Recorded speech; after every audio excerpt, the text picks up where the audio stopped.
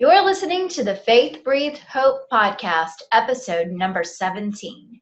Today, I speak with entrepreneur Robert Garcia on achieving more and how to learn to push past barriers to be your best you.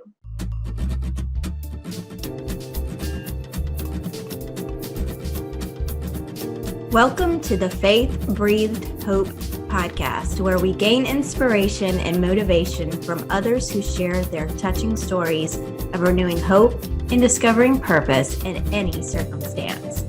I'm your host, Christina Reisinger, and today we will be encouraged by another tremendously inspirational topic that will embolden you to release fear, begin taking small steps forward, and move into your God-given purpose to live and serve in this life.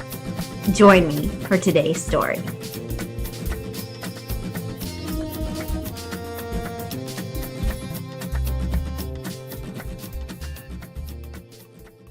Hey, Rob, how are you? Welcome to the Faith Breathed Hope podcast. Hey, doing really great, Christina. Thank you so much for having me. I'm excited. I'm so glad that you're here. So for all of you who are listening, I came across Rob, as most of us do, on lately at least, on social media through a mutual connection. So I listened to some of his story, and I loved what he was doing and thought that we could connect. So on that note, I'm going to ask you if you would just tell our audience who you are and what you do.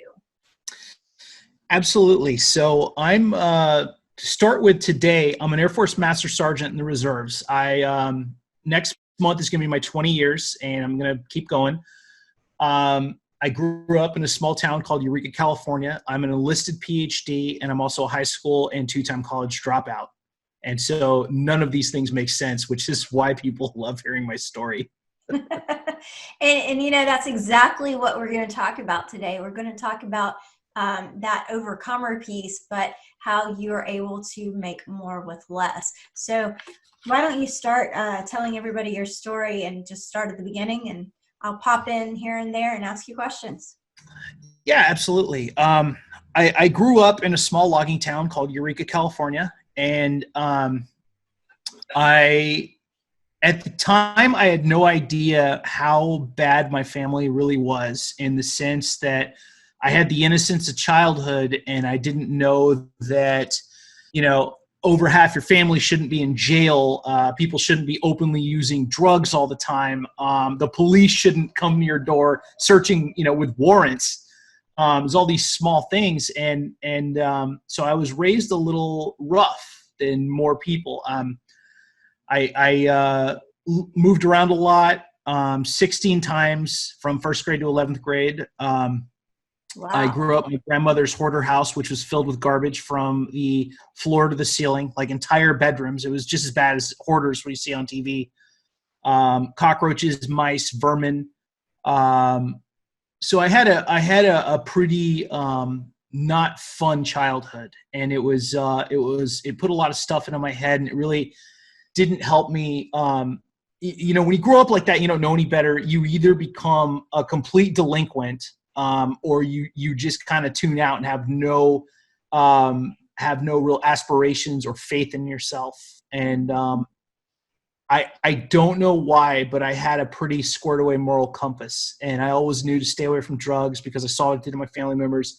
And I always knew I knew that there was a better day in the horizon. I just didn't know when. And that's kind of what kept me on a path. It wasn't a great path, but it was a path. And coupled with all this stuff, I had a learning disability. So I had ADD pretty bad. And because of my age, I'm 43, we didn't have IEPs back then. We didn't have any types of medicine. We didn't even have specialists that could help us with this. If you couldn't focus in a classroom, you were just put, you know, in remedial classes with other kids with learning disabilities, and you couldn't, there wasn't anything to really help you. So I failed out of high school academically, and I had to go to continuation school to get my diploma.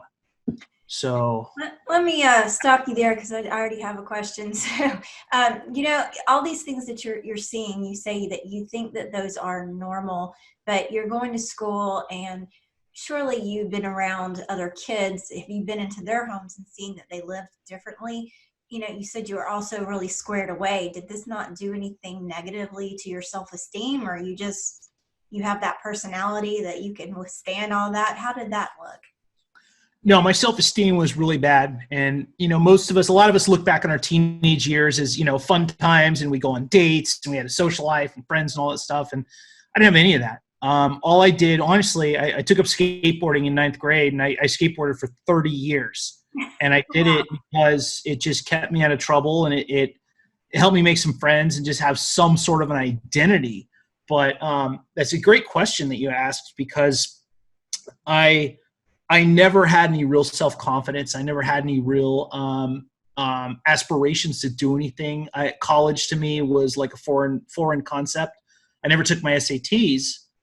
And so I ended up trying to go to junior college after I finished high school, and I failed out because of ADD. And then I moved to Phoenix by myself and went to a second electronics school, and I failed out of there too. And so by 19, I was sleeping on the floor, and I couldn't afford meat. Like, it was a bad situation.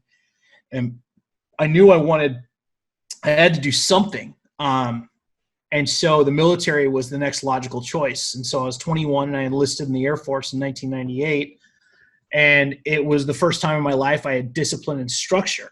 And so what this did is, for the first time, I had a level playing field with my peers. And I had, if a lot of people come in and they have these tight-knit family units, and they've had these like really pretty easy lives, and they're freaking out because of the military structure.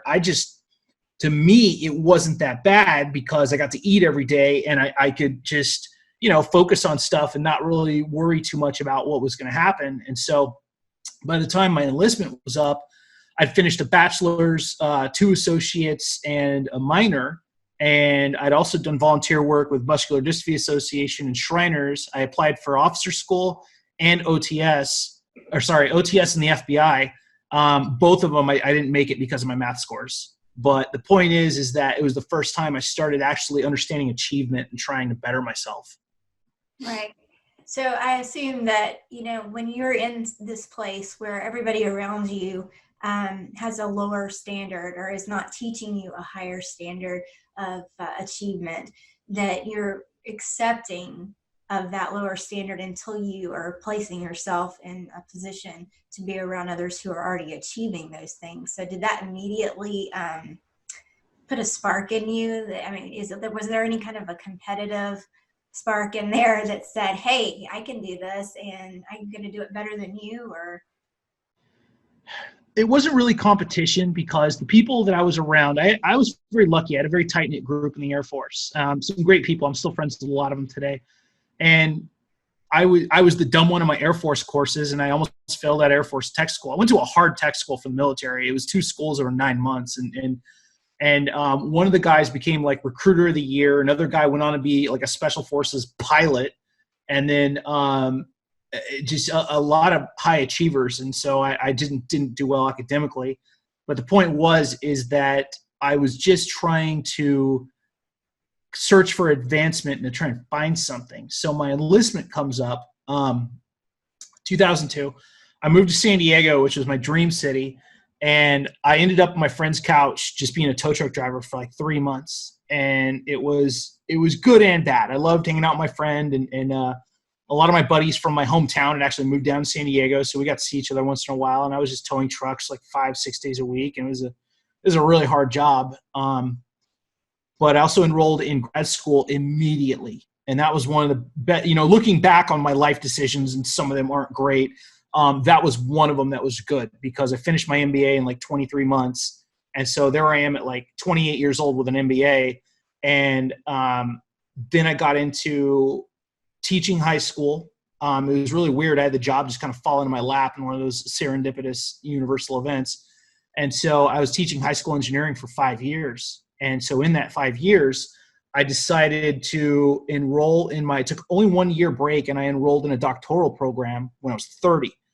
And it was by far, and for the listeners that if they're considering this, trust me on this, it was by far one of the most challenging things I've ever done in my life on a level that most people will never understand. If you're thinking about doing it, I encourage you to do it, but understand what you're getting into, understand what you're signing up for. And so I did that, and I joined the reserves. Wow. Wow. So you were kind of going full throttle there. So is it that how was your confidence level at this point? I mean, had you finally seen that you could achieve these things after all these years, and you felt so much better and you just craved more, or what did that look like? So I'm late 20s, and a couple things happened all at the same time. I had a breakup from somebody I really liked, and she betrayed me, and so I was kind of messed up about that. That's back when I had a heart and a soul. And I read a Tony Robbins book, Awaken the Giant Within, and it's such a cheesy thing to attribute success to, but it really was a very well-written book.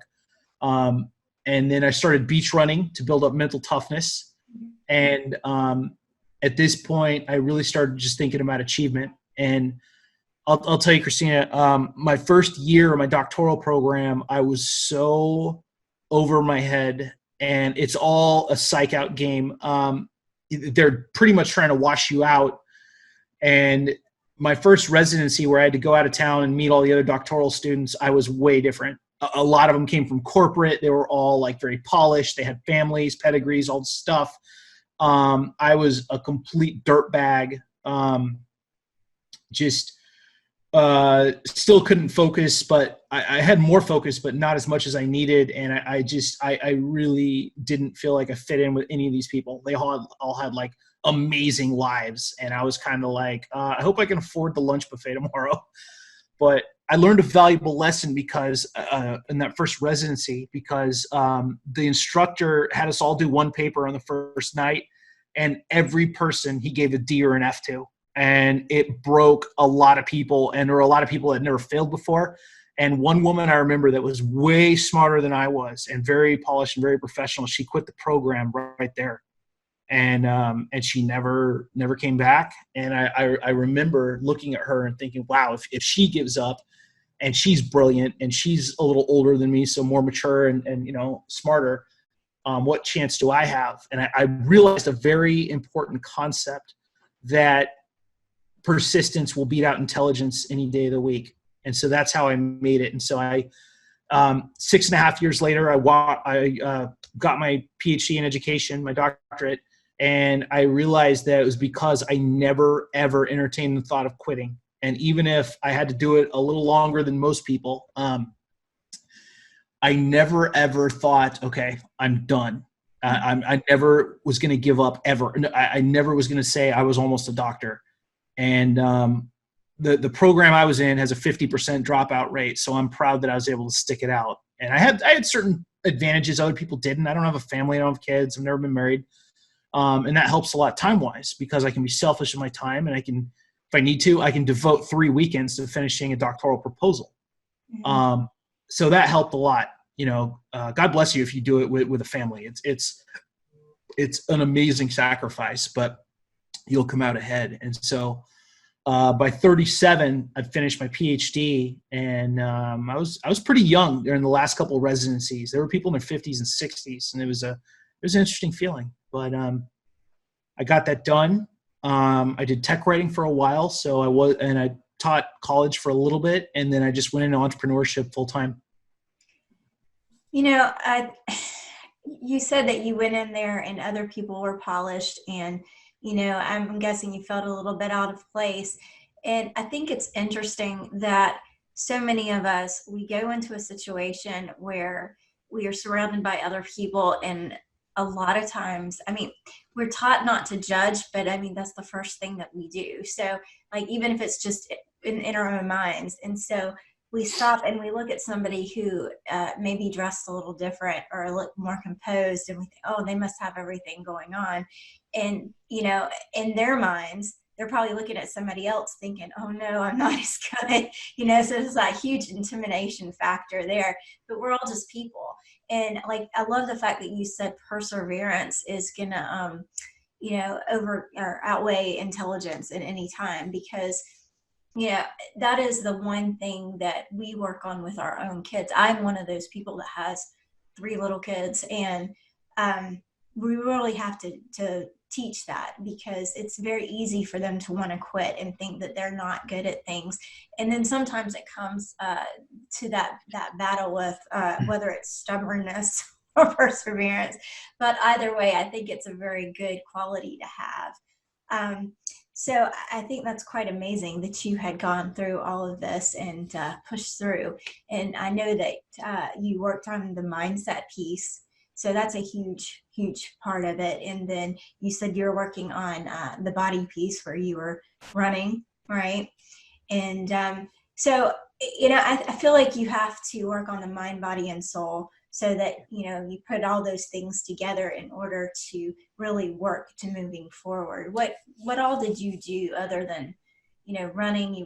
Did you do any kind of, did you have any activities, any kind of tools in your toolbox for this mindset piece, especially when you felt intimidated by other people, or you felt like maybe you needed to quit? Is there any go-to things for that person out there listening and saying, well, that's all well and good, maybe you're stronger than me, but I don't think I can do this? One of the first things I was doing early stage was I started really focusing on studying special ops and special forces.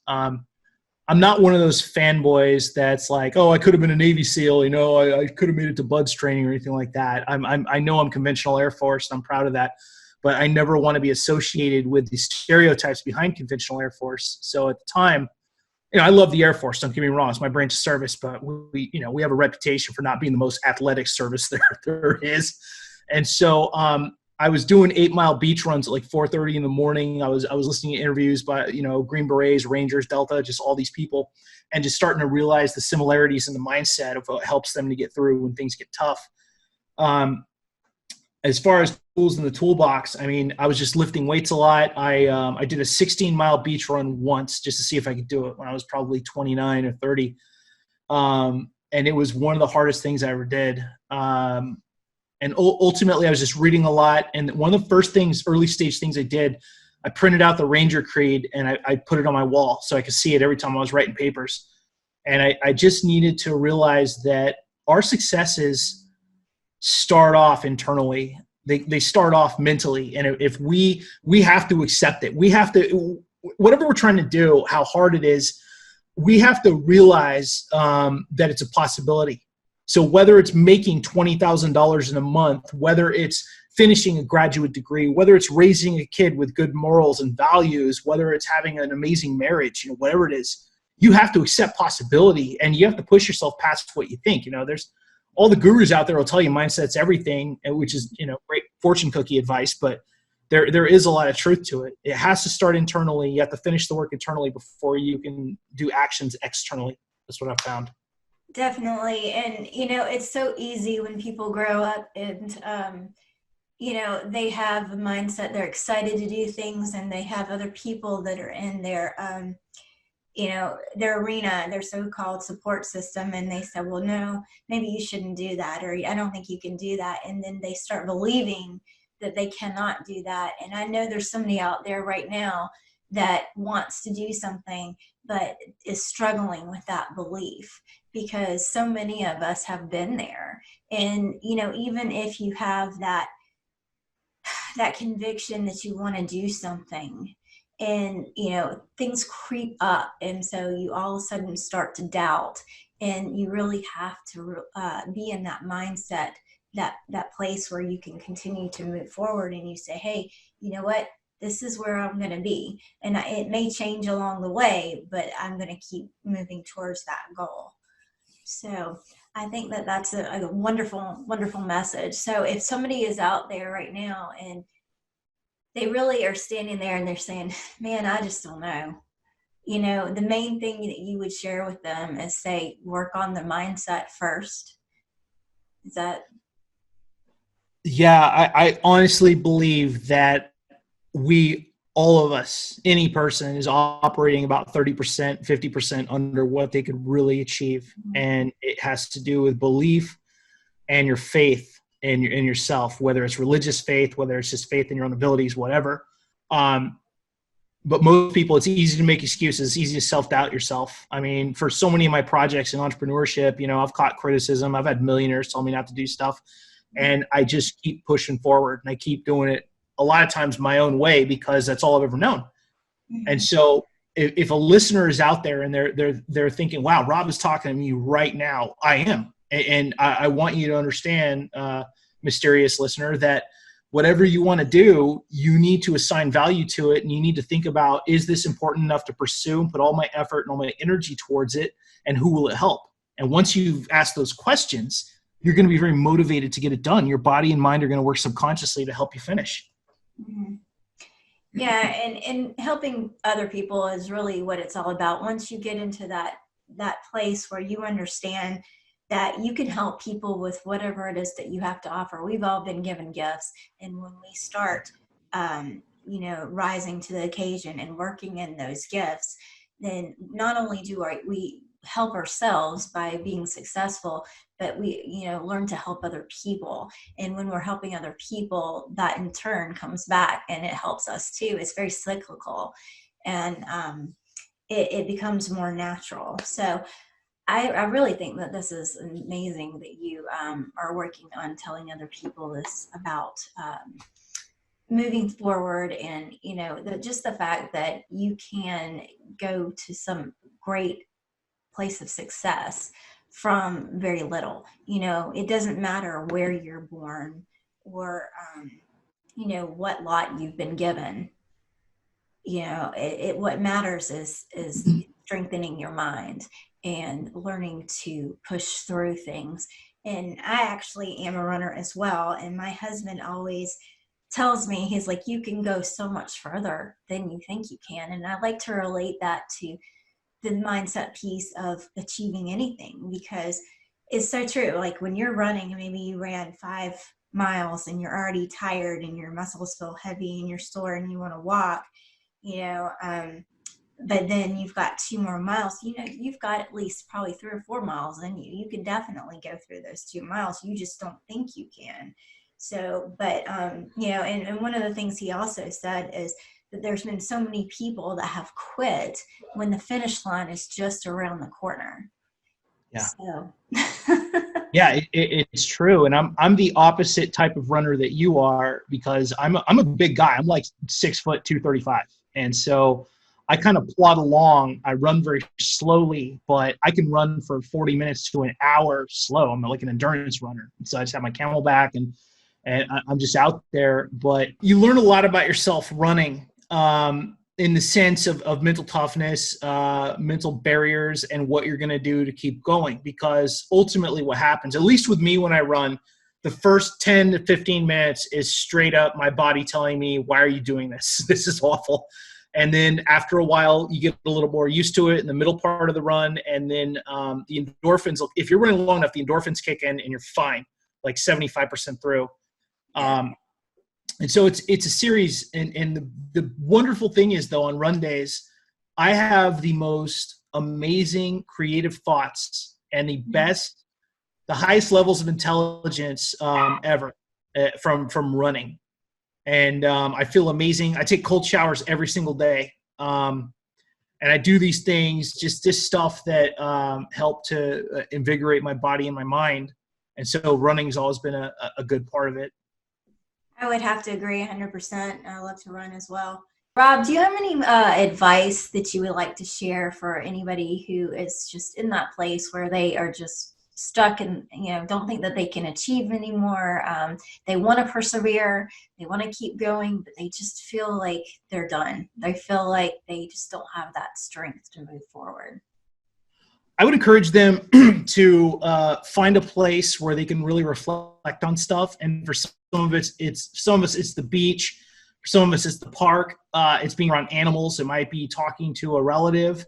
But they need to completely displace themselves so they can have an objective place of creativity. And it sounds very hippie, very Elon Musk, but ultimately you need to be able to get out of your environment and expose yourself to something different so that you can objectively calculate whether this is worth doing or not. And if you feel like you've lost all hope, you need to just take a day or two off completely and just recharge your body and your mind. Yeah. Yeah. There's so many times where I've been through these places where you get to this place where you're at a stopping point and you just can't move any further and just say, okay, I have to turn away and then come back to it. So that's great advice. So let's tell everybody where they can find you. You can find me on Facebook under Rob the Warrior Strategist or Robert Garcia. And my main website is yournextlevelofsuccess.com. And if you want, I also have a free business magazine found at shiftlifedesign.com. Awesome. Awesome. Well, thank you for being on Faith Breathed Hope. And for all of the listeners, continue to be blessed and bless others. And we'll talk to you next time.